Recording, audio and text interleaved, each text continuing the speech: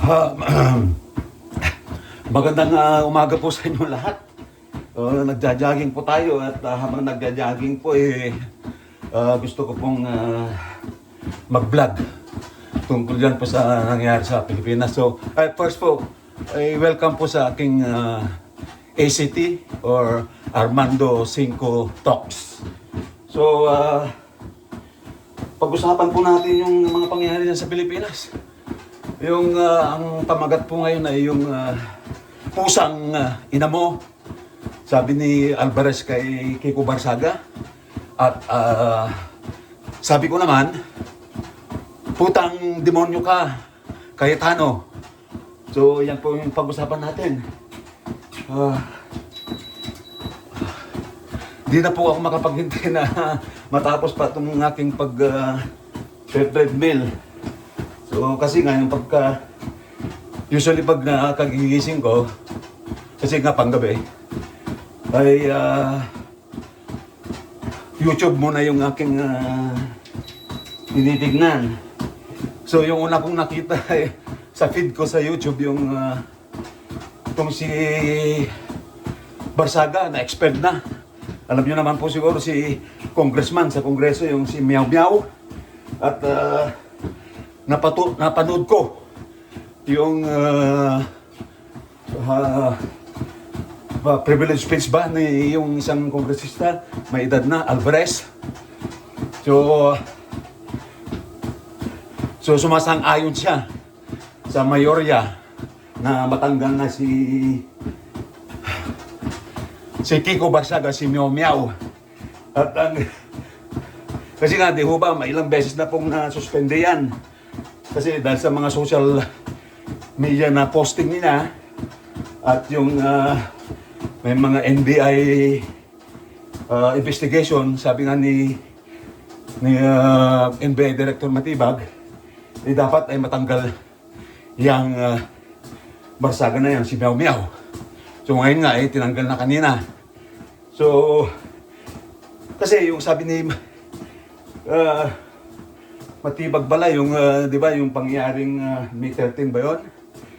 So nag-post live pa na under attack yung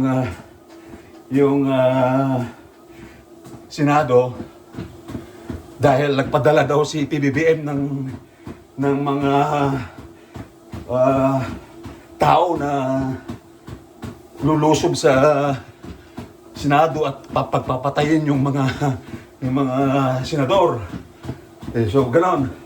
At hindi lang yun, marami siyang mga minumura niya, putang ina nyo, sabi niya, mga buhaya kayong kongreso, magnanakaw kayo lahat. At yung isa, nasabi rin niya na pusang ina nyo. Kaya sabi kanina ni Congressman Alvarez, pusang ina ka rin, animal ka. Sabi niya ganon. Animal ka, hindi dahil sa yung animal ba na, di ba yung pag-animal ka, parang, ibig nga sa, di ba, ang pusa naman ay animal. So, yun po kaya, title, naisip ko, pusang ina ka, Barsaga, sabi ni Alvarez. So, natanggal na yung bata. Kasi, di ba, sadyang itong batang ito, bata dahil batang isip, di ba? Mayaman. Ewan kung paano ba yan nanalo dyan sa kanilang distrito or pagka-congressman. Paano? Yung mga bobo na ba yung mga tao dyan sa hindi ko alam kung saan ba yan. BF Homes ba? Mga mayaman na tao ba yun? Karamihan nakatira dyan. Siyempre, mayaman natin yan. Super dahil lang minsan. Tapos na, mga pera yung pinapakita niya, manimaleta. So, natanggal na siya at long last, di ba? Panggulo lang siya sa kongreso dahil nga meow meow, pusa. Kaya sabi ni tawa ko, pusang ina ka rin, animal ka. Sinabi niya mismo sa loob ng kongreso. Although sabi nga itong matandang ito, parang kaibigan niya ata yung mga magulang niya, no? Lalong-lalo yung tatay ba? Parang ganun, wala siyang magagawa. So, parang sa akin naman, siguro ito dalhin sa mental institution. Yung mga parents niya, nanay niya o mga kapatid. may pakiusap ko, kung hindi ayaw man dyan sa Mandaluyong, dalhin sa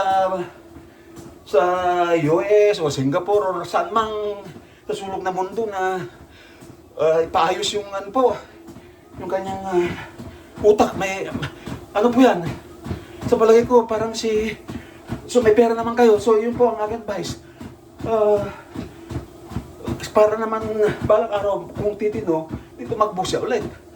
So may pera naman kayo, di ba? So parang may mental issue talaga yan.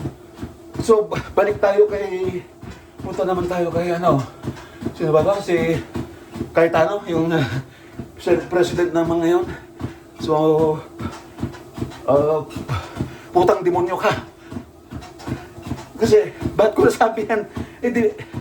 Demonyo yung pag-iisip. Wala nyo. Yung just lately, yung hindi niya pagkukonvince sa Senado, pangalawang araw na ba yun? Hindi siya sumipot yung mayorya. Pero magagawa ng minority. Walang quorum, ilalabing isa sila. So talaga itong si Cayetano, dilulubog. Kailan nga lang mayroon akong vlog, yung kumunoy talagang nahihigop na palupay ang Senado. Marami na po nagsasabi, mga politiko, mga political scientist, political analyst, ay talagang kakaiba. Kakaiba yung Senado under the leadership nitong si putang demonyo ka, Cayetano, kakaiba. Ganit sa power. Hindi yung sarili nila yung mayorya naman dyan. Wala bang may isip dyan na hypnotize o ng demonyo na ba kayo ni Cayetano? Tumindig naman kayo dyan. Mayroong mga 1, 2, 3, 4, 5, 6 na mayorya. Ano rin ba kayo? Makademonyo? Katulad ni yung hayop na Cayetano na yan? Gumising kayo. Puro pa naman mga verse ng religion ng mga binabanggit nyo pag natatalo na kayo sa diskusyon. So, wala. Palubog yan. So, sabi ko nga, may 4 na paraan para babangon muli ang Senado eh. Una yung magre-resign.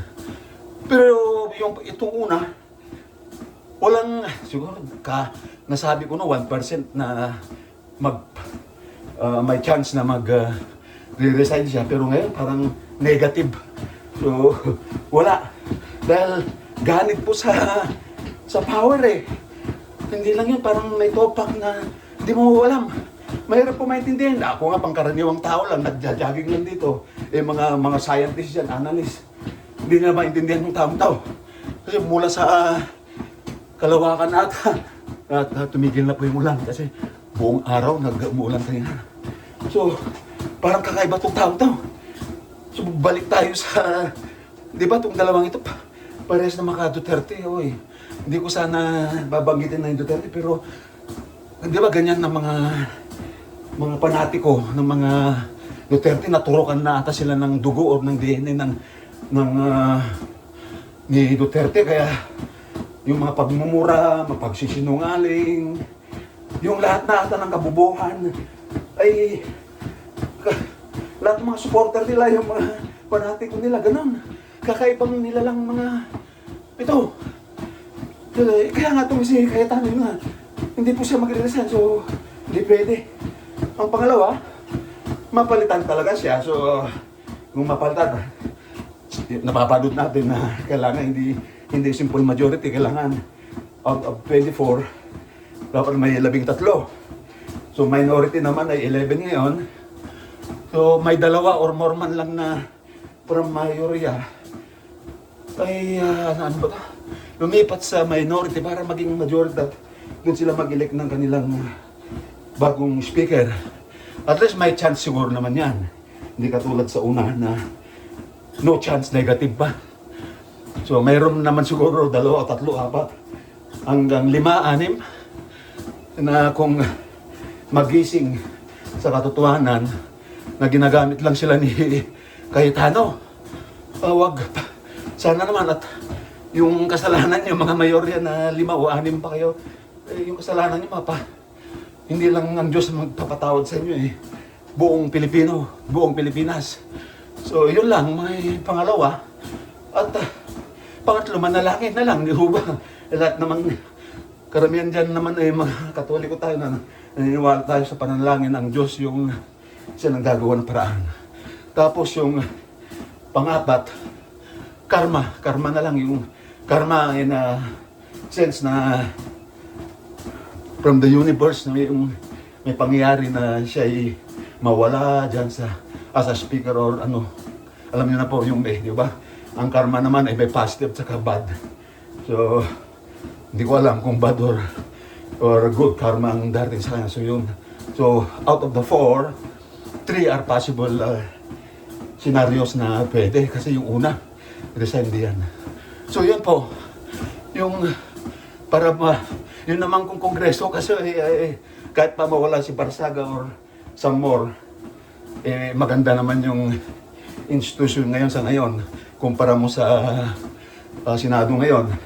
Alam ng mga analyst dyan na mga politiko na mas angat ngayon ang kongreso at mas maraming mga congressman, congresswoman na ginagawa talaga yung trabaho nila. At isa pa nga pala, yung balik tayo sa Senado, hindi ba alam ng mayorya sa pamumuno ni Demonyong Cayetano? Hindi yung sila yung naagrabyado dito eh. Ang buong bayan, ang Pilipino. Imbes na gagawa sila ng mga batas, may mga purobal na baril dyan, wala po. Sila, ino-hostage nila yung mga batas. Sino ino-hostage nila? Mga mamamayang Pilipino po, lalo na yung mga mahirap. So, ang taong bayan po yung mas naapektuhan dito. Sila kasi baliwala sa kanila dahil mga mayaman na yan, mga gunggang na yan eh. So, yun. So, ino-hostage nila ang Pilipino, hindi yung Senado. Sige, sabihin na lang natin, bumaba na yung Senado, pero yung paggawa ng batasan ay tutuloy nila. Pero hindi po. At yung mayorya, merong iba dyan. Panalangin din natin na magising sila sa katotohanan na itong si Cayetano, ginagamit lang sila dahil nga pagkapit to ko or talagang power grabber, power tripper. Ano naman sabihin mo, talagang gusto nila yung power. Di ba? Parang boxing to eh, power. We need the power, parang gano'n. Pero hindi naman. Natawa ko kanina yung pag-arrest ni John Vic kay Estrada sana. Blablabla, ang daming sabi ni Secretary Llamas at saka ni Christian Esguerra. Balik lang tayo bago ako magtapos po. Di ba, putak ng putak si Demonyong Cayetano. Pero nang nagsalita na si John Vic, matipo na yun, di ba? So nahawakan natin yung dibdib, di ba? Maskulado si John Vic. So, di ba sabi ko noon, pagi. Hindi. Pag politiko kasi, namamangka sa lalong ilog, pero at that time, parang, oo nga, nagamit naman niya yung kanyang muscle. So, hindi yung pananalita ni John Vic eh. Kundi yung nung naramdaman niya yung mga 13 packs ba ni medyo lumambot na siya. Doon na siya lumambot. Kaya ayun, nahuli. Yung nga, balik lang. Ano lang yun, tawa lang ako. Hindi dahil sa pananalita ni John Vic, kundi yung naramdaman niya yung maskulado ni tawag ito, ni John Vic po. So yun po, ito po umuli yung ACT, yung Armando Cinco Talks. So yung pinag-usapan po natin ay pusang ina mo Barsaga, sabi ni Alvarez. So expelled na siya, wala na siya. Parang kay Chavez ba yun? Tapos putang demonyo ka Cayetano dahil ngayon pinaggagawa niya. So sana po ay matahimik na, panalangin na lang natin na darating din yung araw na yung Senado ay babangon muli at siyempre babangon muli ang Pilipinas po. So sana po ay nagustuhan nyo itong aking topic at please like, share and subscribe po. Armando Cinco Talks or ACT. Magandang araw or gabi sa inyong lahat po. Paki-share na lang po. Maraming salamat po. Salamat po.